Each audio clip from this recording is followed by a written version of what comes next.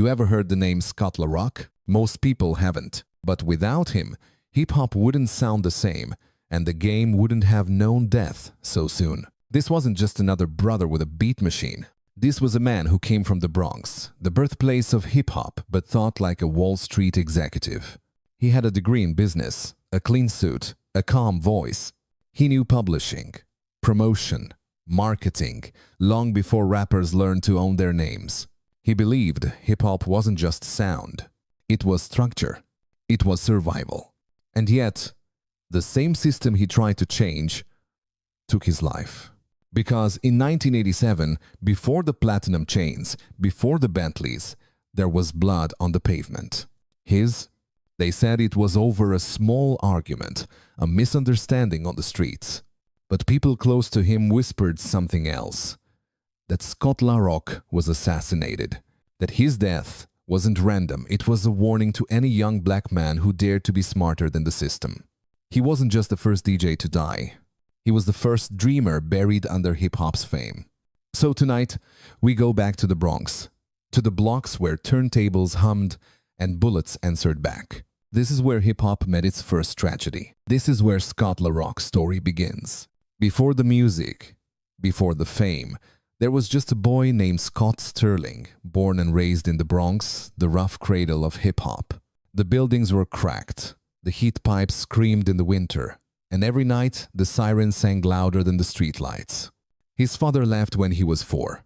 His mother, a quiet warrior, worked double shifts and still came home with enough love to make it feel like daylight inside that one-bedroom apartment. Scott learned early that life didn't owe him anything. He also learned that kindness wasn't weakness. Even when his stomach was empty, he'd share what little food he had with other kids in the neighborhood. There were nights he would walk blocks just to bring someone a sandwich. That was who he was, the kind of soul that wanted to fix things the world didn't bother to see. By 12, the Bronx was changing. The gangs were losing ground to something new, a sound born from the asphalt. And one night, in a park on Sedgwick Avenue, Scott saw DJ Kool Herc perform. Extension cords ran from a lamppost, connecting the beat to the street. The bass rattled through his chest, and he watched the crowd kids who'd been fighting just days before move together under one rhythm. It wasn't just a party. It was peace. That moment carved itself into him. He went home obsessed. He wanted to understand that power, the power to make people forget pain for 3 minutes at a time. His grandfather, seeing the fire in him, saved up to buy 2 turntables. No one knew it then, but that gift changed hip-hop. Every afternoon after school, Scott would spin old records, trying to imitate the legends. He'd listen to the way one drum beat blended into another. He called himself Scott LaRock, taking the name from Coke LaRock, the first MC, the voice of the streets before contracts and cameras. To Scott, the name wasn't about fame. It was about respect for the foundation, for the movement, for the truth. But while he lived for music, his mother wanted safety. She thought sports could save him, and for a while, basketball did. Scott grew tall, 6'3" and quick. He captained his high school team, gliding across cracked gym floors with the same rhythm he used behind turntables. Basketball became his ticket out. When Castleton State College in Vermont offered him a full scholarship, he took it. He left the Bronx's noise for snow-covered silence. He was one of the few black students on campus, but instead of folding into the background, he brought the Bronx with him. He started DJing for the college radio station, playing hip-hop for white students who'd never heard it before. On weekends, he packed a small bar called Dugan's Lines of students waiting outside in the freezing air just to dance to the sound of his records. Inside, he controlled the room, hands on vinyl, eyes closed, heart open. They said he made Vermont feel like New York for the first time. But he didn't just play records. He taught the culture. He brought friends from the Bronx to paint graffiti, to breakdance, to show the world what hip-hop really meant. He wasn't trying to entertain, he was trying to educate. He was building a bridge between 2 Americas, one that struggled to be seen and one that had never looked. When graduation came, he held a degree in business administration, a handshake from professors who called him the gentleman DJ. Offers arrived a chance to play basketball overseas. But Scott had already chosen his court. He turned down the contract, packed his records, and headed home to the Bronx. Because he knew long before anyone else did that hip-hop wasn't just a sound. It was an industry waiting to be built, and he was ready to build it. When Scott came back to the Bronx, he wasn't chasing fame, he was chasing purpose. He could have worn a suit, worked in an office, lived comfortably. Instead, he walked straight back into the same neighborhoods the world had already written off. He got a job as a social worker at the Franklin Men's Shelter, a place filled with men who'd been forgotten. Ex-cons, addicts, teenagers fresh off the streets. Every day, he tried to keep them alive long enough to believe in something again. He carried himself differently: tie, pressed shirt, briefcase. To them, he looked like a square. But behind that clean image was the same DJ who'd once made Vermont dance. That's where he met KRS-One, a homeless, angry young poet who drew on the walls and rapped to survive. Their first conversation ended in an argument over meal tickets. Scott told him to get a job. KRS told him he didn't understand the struggle.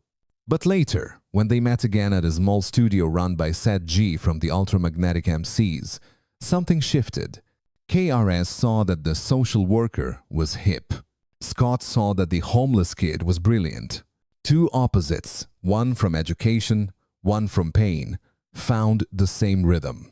They started recording together, first with a few friends under the name Scott LaRock and the Celebrity 3. The music was raw, conscious, full of message, but too early for radio. The label dropped them. Everyone else quit, except Scott and KRS. They renamed themselves Boogie Down Productions BDP for the Bronx they came from. It wasn't just a group, it was a declaration. Boogie Down meant survival. It meant telling the truth, even when it hurt. They performed in small clubs around New York, carrying crates of records, spitting verses about life in the projects. Scott handled the sound. KRS handled the message. Together, they were balanced mind and voice. Their big break came by accident through rejection. They played their demo for Mr. Magic, one of New York's most powerful radio DJs. He listened, paused, and told them straight up, "You're whack." Those words lit a fire. KRS went back to the studio, furious, and wrote South Bronx, a song that turned humiliation into history. The track was raw, unapologetic, and real. It shouted what every Bronx kid had been waiting to say: this is where hip-hop started. Daddy. When DJ Red Alert spun it on the radio, the crowd went wild. They demanded it again and again until the record had to be played back to back. The Bronx had its anthem. Soon after came The Bridge Is Over, a response to MC Shan's track, The Bridge. It wasn't just a diss record, it was a war cry. And it changed the sound of hip-hop forever. Then came the album Criminal Minded. Released in 1987, it was unlike anything before. The cover showed Scott and KRS posing with guns not as gangsters, but as revolutionaries. The songs mixed street wisdom with social insight. None Millimeter, Goes Bang. Putri, Criminal Minded.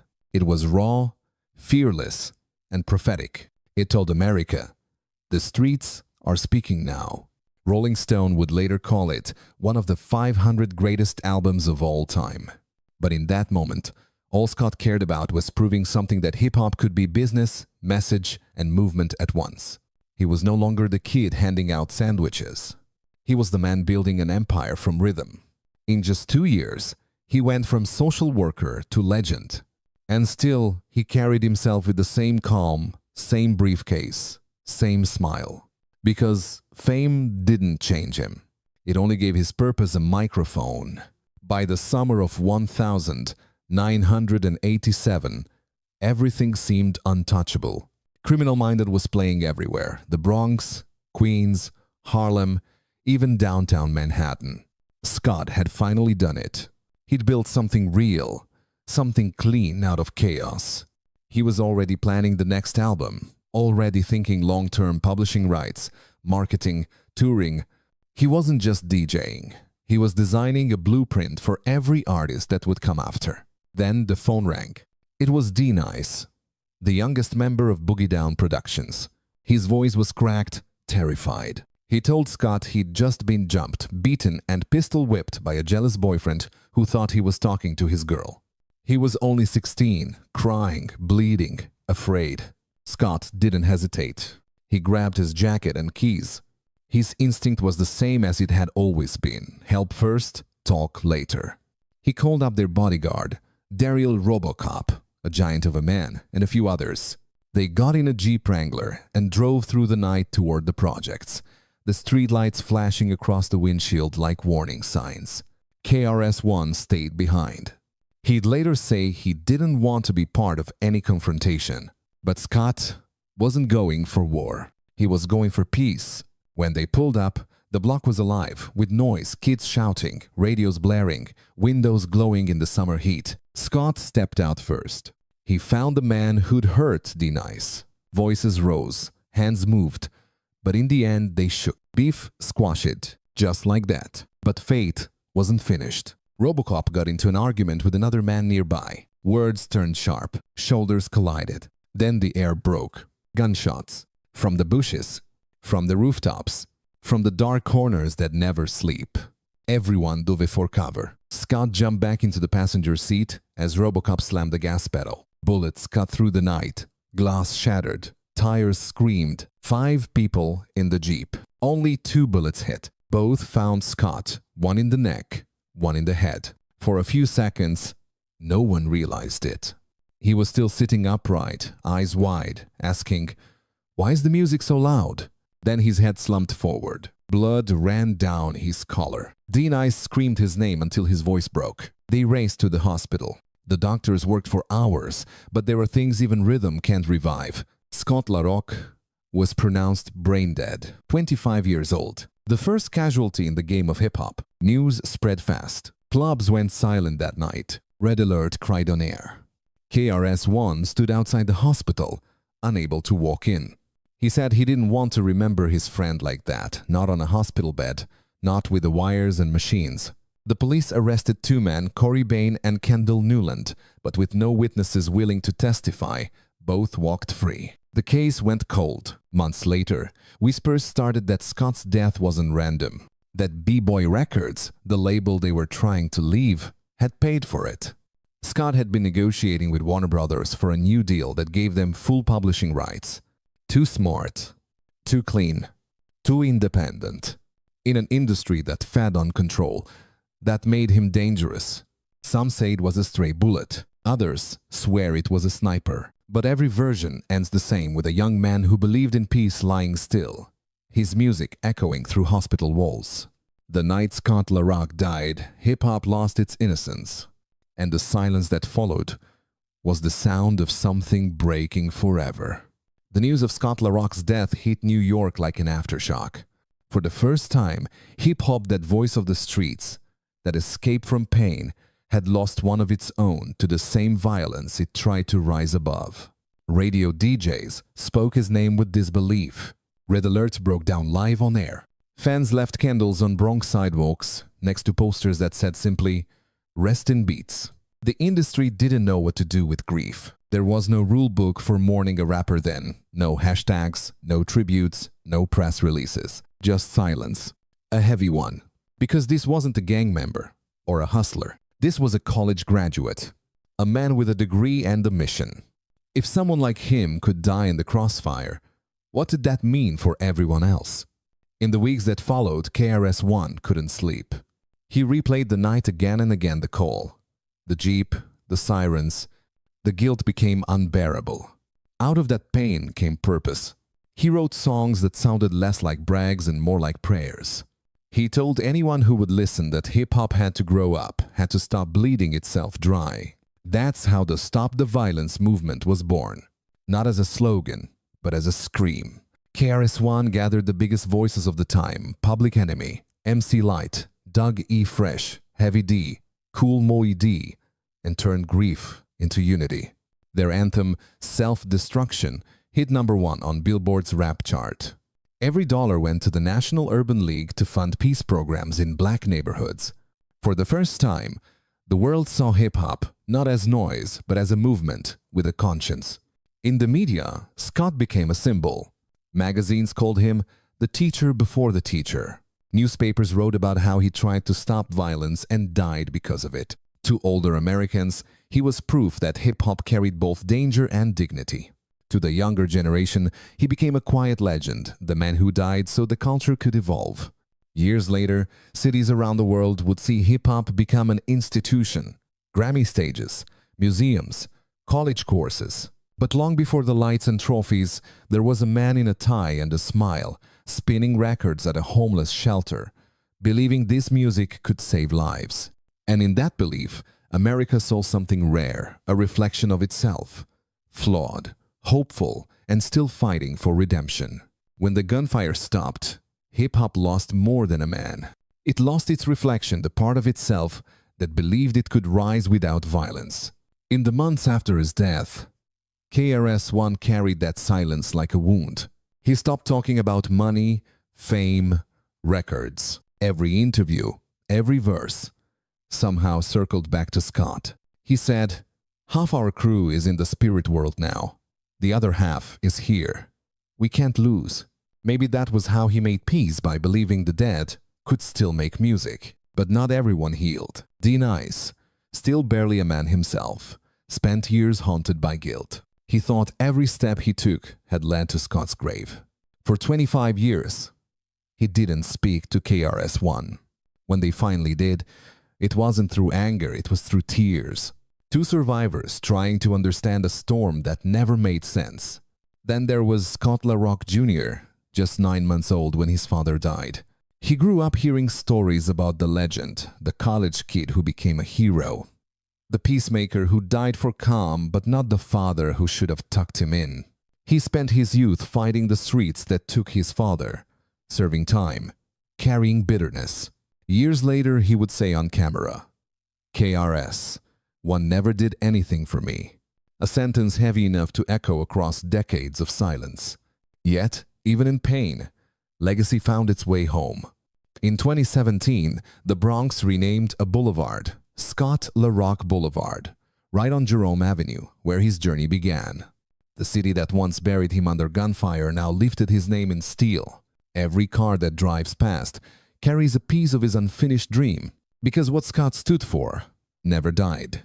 He believed that knowledge could save lives, that hip-hop could be education, not destruction.